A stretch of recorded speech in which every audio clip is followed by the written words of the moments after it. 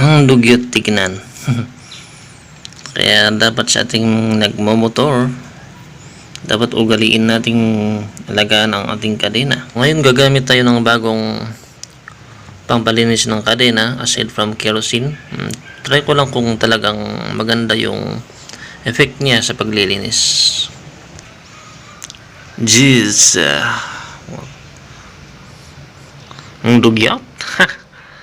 Okay, see you in 5, 4, 3, 2, 1.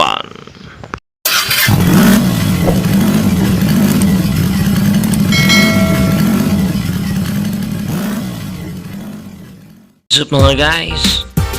Welcome to another episode of Goofy Moto Vlog. So ngayon maglilinis ako ng kadena after how many months na hindi ako naglilinis. Gago! Importante ang paglilinis ng kadena sa ating motor para mas matagal pang magamit ang ating kadena at protection sa ating motor.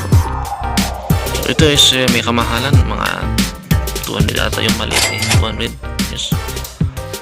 Direction for use, hindi masyado nakikita kasi yung focus. Sabi lang naman dito is shake mo ito tapos sprayin sa mga area na dapat malinisan and allow na ibabad. So dapat ibabad muna, tsaka for best protection daw, do not wipe off. Okay, copy. At huwag ko yung mag-alala kung hindi niyo nakita kung paano ko inalis yung sprocket cover sa harap tsaka yung chain cover. Magpro-provide ako ng dalawang end screen sa huli ng video na to.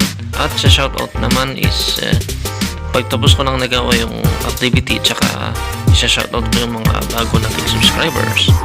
So kapag ikaw ay bago pa sa aking channel, please click the subscribe button and the notification bell para ma-update kayo sa aking weekly uploads every Sunday. Salamat and advance Merry Christmas.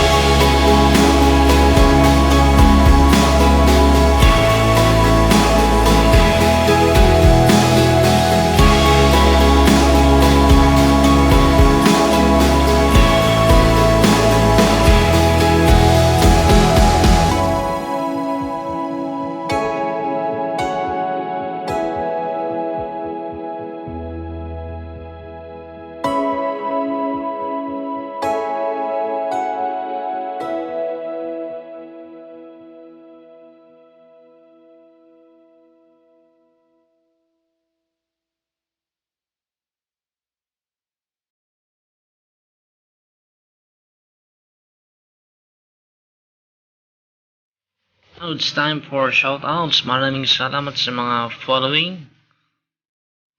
Si John Javier de Roma, ang mahaba ng pangalan.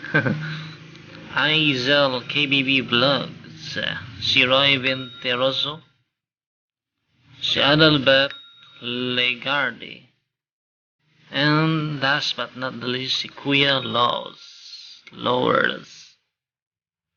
Sa mga hindi pa nakapag-subscribe, mag-subscribe na po kayo kasi may balak akong magpapa-print ng t-shirt. Well, yes, ginagawa ko pa yung design ng picture for my stickers and t-shirt. Maraming salamat and God bless inyong lahat.